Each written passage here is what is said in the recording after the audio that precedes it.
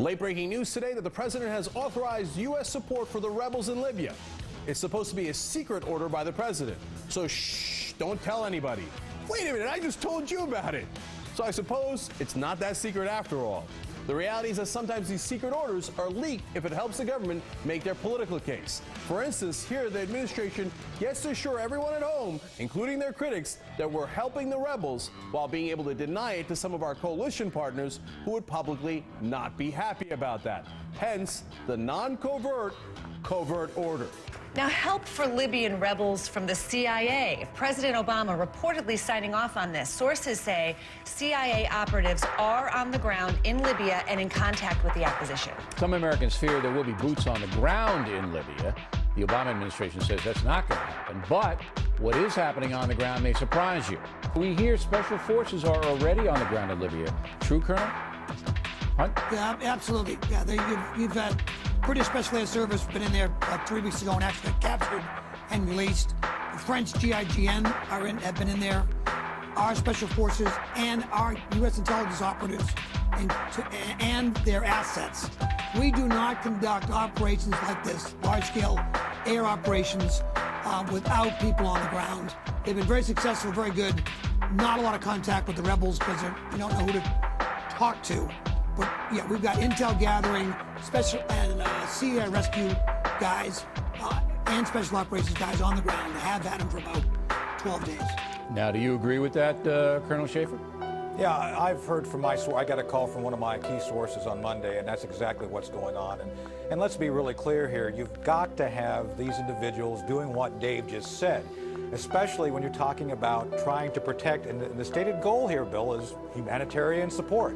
So you don't want to have weapons hitting the wrong target. So Dave is very good on the fact that we have special operations guys sitting there with laser designators. And Bill, you saw. Well, tell me what a laser designator is. Well, laser designator is the thing that you put on a target, especially when you're talking about having close quarters between the adversary. Right, so they actually, from the air, can see these laser designators? Yeah. And so we have guys actually saying, here, you get these people. Right. Now, right. The Obama administration says flat out, we don't have any boots on the ground there, and we're not going to have. Is that a lie, Colonel Hunt? Yeah, it's disinformation. We assume CIA guys are in there. You got to assume that they're in there. They're everywhere. So there are reports out, again, that the CIA is on the ground in Libya, contacting and vetting the rebels.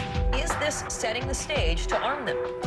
I don't think there's any other possible reason for it. And the president clearly has sent the agency in to find out who he is supporting and to see what kind of material, human material, we would have to work with if the president decided to arm and train these people over the longer term. Yeah, and you're concerned about this prospect. You think it could become another Taliban situation for the U.S. What, in your mind, is the worst-case scenario here?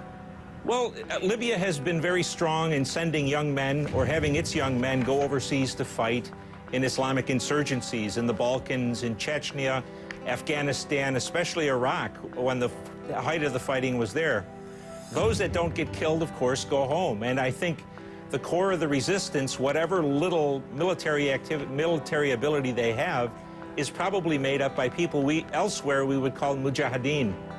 And so it's a dicey proposition to be getting involved with this. I'm not sure that the opposition, if it takes power, is going to be much better than was Gaddafi. What's the alternative if we don't arm the rebels and they're clearly outmanned and outgunned by Gaddafi's forces? What's the better solution here? The better solution was, as Mr. Paul said, never go at all. This was none of our business. But I think what we're seeing is the string is playing out. We threatened Gaddafi, and that didn't work. There's an arms embargo and an economic embargo. That didn't work.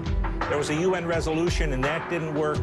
Aerial bombing has continued and has impact, but it hasn't defeated him. Now we're at the stage where we're going to try to apparently try to train and arm the resistance. That takes a long time.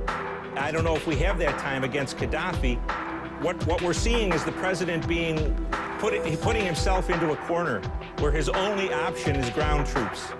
But that's something that is that's something that no one says that they want to do in this administration. I mean, they simply don't want to do that. They want to. Well, they don't. Well, the choice may come down to admitting that it was a mistake and being defeated in the sense that Gaddafi survives, or putting ground troops in. Nations are a lot like people. They don't like admitting to mistakes. And maybe they don't want to put them in, but when it comes down to looking defeat in the face, I wonder. You know, you led the CIA's unit that tracked Osama bin Laden in 1996 to 1999, and you believe that, much like that situation, America's involvement in Libya could prove to be a recruiting tool for extremists. Why? Oh, it's absolutely a recruiting tool. It's the American-led West attacking a Muslim country that has They've oil. been very careful to say it's not the American-led West, that NATO has now fully taken over the operations. Well, that yes, may our fool... firepower was used in the beginning, but that this is a coalition that includes Arab states. That may fool some Americans. It's not going to fool the people who sympathize with bin Laden and other Islamists. This is really a U.S.-led operation. And you talk about the Arab states that are involved. The Arab states are tyrannies that are hated by their own people. This is a piece of theater set up by Mrs. Clinton and Mr. McCain and the bipartisan group that loves to intervene abroad. In the Muslim world, this is Americans killing Muslims again, and it looks like it's for oil. And I have to say, this is not a Democratic problem. This is a Republican problem, too.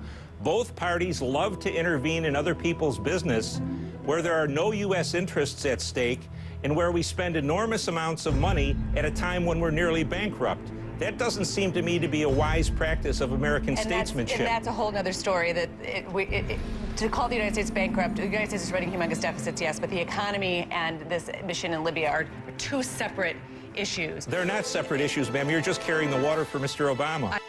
No surprise that President Obama's foreign policy is the same as President Bush's, and some of President Bush's most ardent supporters, notably my friend and colleague, Bill Kristol, are welcoming the president into the neocon fold. Are you surprised, or did you expect this? I'm not surprised, and a lot of us said that once, the anti-war candidate who became president, Barack Obama, got up there, he needed to put up or shut up, but what we're seeing is a third Bush term. People said, do you want another Middle Eastern war by voting for 4 more years of Bush via McCain? Well, whether you voted for Obama or McCain, you're getting 4 more years of Bush via this new Libyan war. Why do you think the president wants to fight this war of opportunity? I mean, his Secretary of Defense has said that Libya is not a threat to us. We know Libya didn't attack us. We know they haven't threatened to attack us. In fact, Bob Gates even said today on the floor of the Congress, when a member of Congress asked him if there'll ever be boots on the ground, he replied by saying, not as long as I'm in this job. The president can't accomplish what he wants to accomplish without boots on the ground. So why this mysterious war started by the CIA, never consult with the Congress, with goals that almost are impossible to achieve without an invasion? Well, the neoconservatives, we just heard Bill Kristol say that Barack Obama is a born-again neocon. I think that's pretty accurate. Aren't different in their philosophy from the liberal internationalists within the Democratic Party. They both want to make the world safe for democracy. They see us as the world's policemen, where we have to intervene everywhere. And you'll notice that Defense Secretary Gates was very hesitant to get involved in Libya, but now we're there. He has to, of course, take the administration's narrative. But people like Hillary Clinton were anxious to get involved. She is certainly a liberal internationalist and somebody who someone like Bill Kristol can sort of sympathize with. Obama is a neocon reborn in that sense. Why haven't they learned the lesson that you can't force democracy down people's throats, especially in a part of the world that has never had it ever at any time in its history? And you certainly can't do it at the end of a gun.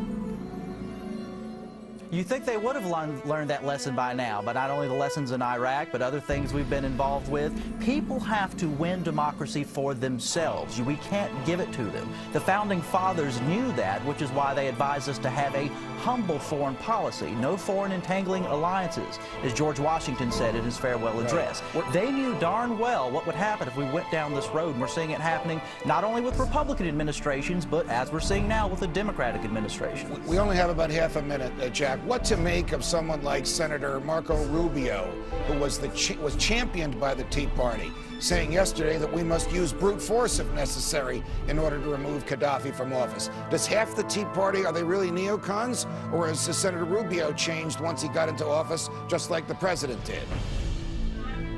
Well, I think Senator Rubio, who supports what Obama's doing in Libya, is a good example of a Tea Party leader who is still comfortable with the contradictions that the Republican Party lived with during the Bush years. The Tea Party now, in retrospect, looks back at a Republican administration that doubled the size of government, that doubled the national debt. Why? Because they identified primarily with support for the war in Iraq.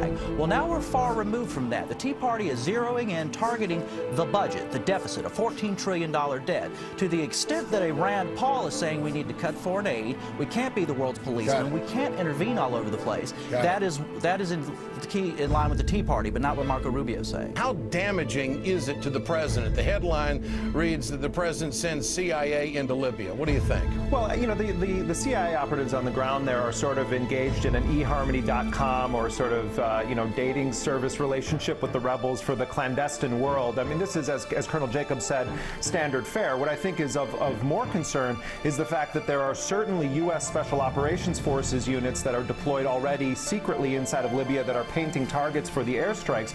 But Ed, I have to say that the scenario you're laying out, when you talk about arming the quote-unquote freedom fighters, it really evokes images of the disastrous dirty wars of the 1980s. I mean, the United States getting involved in what is effectively a Libyan civil war, 1,000 or so rebels that don't have much military training. I mean, what you're advocating, Ed, is that Americans are going to have to be totally invested in one side of a civil war. The president stuck his neck out very far when he said that Gaddafi has to go. If the United States sends troops in there, and they would have to, as Colonel Jacobs said, if they're arming it, then we have a third full-on war, in addition to the covert wars that the president's waging in Yemen and Somalia and elsewhere on the Horn of Africa. I think a lot of military folks see mission creep in a big way here, Ed.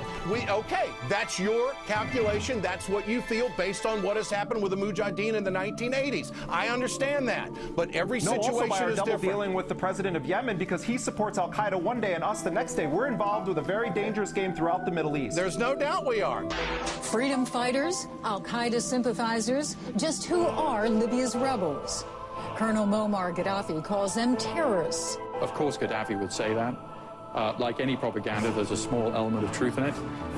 But, you know, this rebellion is much larger. NATO's top commander concedes there are flickers of al-Qaeda in their ranks. Another red flag for this administration, back in the 1980s in Afghanistan, the U.S. armed the Mujahideen who were fighting the Soviets, and we know that one of them was Osama bin Laden. Libyan leader Muammar al-Gaddafi reportedly has survived a NATO missile strike that killed his youngest son and 3 grandchildren, and possibly wounded friends and relatives who were gathered at a residential compound there in the capital city, Tripoli.